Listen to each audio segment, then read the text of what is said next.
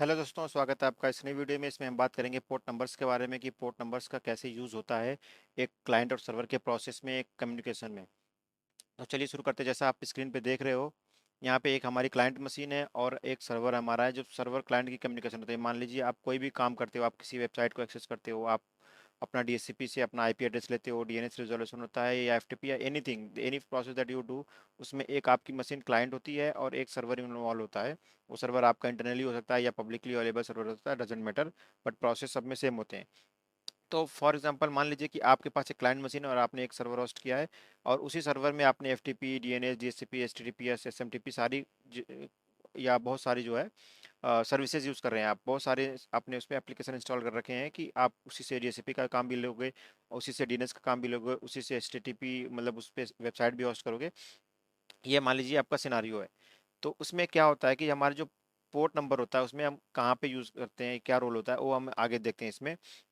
तो जैसा आप देख रहे हो, हमारे क्लाइंट का आईपी है और हमारा ये सर्वर का आईपी है, और ये सर्वर पे हम मान के चलते हैं यहाँ पे हमारी 4 सर्विसेज यूज़ हो रही हैं अभी। तो हमारा जब क्लाइंट मान लीजिए सर्वर को एक्सेस करना चाह रहा है, सर्वर की कोई एक सर्विस को एक्सेस करना चाह रहा है, तो इसमें दोनों तरफ, क्लाइंट की तरफ भी और सर्वर की तरफ से भी, ये प्रोसेस कैसे आइडेंटिफाई होगा कि क्लाइंट ने किस सर्विस के लिए रिक्वेस्ट की है और सर्वर के पास कौन सी सर्विस आई है। तो उसके लिए क्या होता है, हमारे पास मान लीजिए कि ये क्लाइंट है हमारा, ये इसने रिक्वेस्ट की एचटीटीपी के लिए।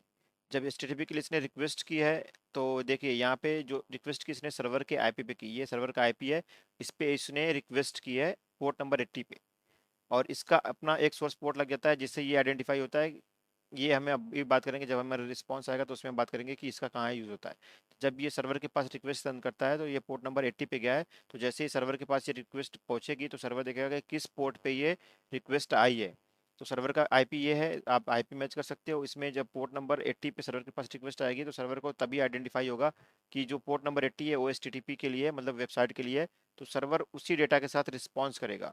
अब जब सर्वर रिस्पॉन्स करेगा, तो सर्वर के रिस्पॉन्स में अगर आप देखेंगे, तो जो पोर्ट नंबर हमारा इसमें डेस्टिनेशन के लिए था, ये डेस्टिनेशन के लिए जो पोर्ट नंबर था, अब वही पोर्ट नंबर हमारा जो है यहाँ पे सर्वर की तरफ सोर्स हो जाता है। और जो हमारा क्लाइंट का सोर्स पोर्ट नंबर था, सर्वर की तरफ वही पोर्ट नंबर डेस्टिनेशन हो जाता है। मतलब कि अब क्लाइंट यहाँ पे जो रिक्वेस्ट करेगा सबसे पहले, 1 मिनट में ही हटा देता हूँ। तो क्लाइंट जो सबसे पहले रिक्वेस्ट करेगा, वो रिक्वेस्ट आएगी पोर्ट नंबर 80 पे सर्वर के पास। सर्वर देखेगा ये जो रिक्वेस्ट है पोर्ट नंबर 80 मतलब एचटीटीपी के लिए। सर्वर वेबसाइट का डेटा इस क्लाइंट की आईपी पे सेंड करेगा, उसके उसका डेस्टिनेशन पोर्ट होगा जो क्लाइंट का सोर्स पोर्ट था 561400। तो सर्वर ने तो अपना काम कर दिया, पोर्ट नंबर 80 पे जो रिक्वेस्ट रिसीव हुई उसके हिसाब से रिस्पॉन्स कर दिया। अब जब सर्वर के पास, जब क्लाइंट के पास ये वापस रिस्पॉन्स आएगा, तो क्लाइंट देखेगा किस पोर्ट नंबर पे आया, तो देखेगा पोर्ट नंबर 5614 पे आया। तो देखेगा कि मैंने इस पोर्ट से इस सर्विस के लिए रिक्वेस्ट की थी। तो इसमें जो ब्राउज़र को कन्फ्यूज़न नहीं होती, सिस्टम को कन्फ्यूज़न नहीं होती कि किस पोर्ट पे मैंने क्या रिक्वेस्ट की थी, किस चीज़ के लिए क्या रिक्वेस्ट की थी। तो इस तरह से जो ये 56 वाला पोर्ट है, ये तो डायनेमिकली चेंज होता रहता है हर रिक्वेस्ट के साथ। जब आप कोई रिक्वेस्ट सेंड करोगे अपने मशीन से किसी सर्वर के पास, तो ये तो सोर्स पोर्ट नंबर चेंज होता रहेगा। बट ये डेस्टिनेशन पोर्ट हमेशा, लाइक अगर आपने एचटीटीपी के लिए रिक्वेस्ट करें तो पोर्ट नंबर 80, एच टी के लिए कर रहे हो पोर्ट नंबर 443, डीएनएस के लिए कर रहे हो तो पोर्ट नंबर 53, एफटीपी के लिए पोर्ट नंबर 2120, डिपेंड किया आप क्या यूज़ कर रहे हो।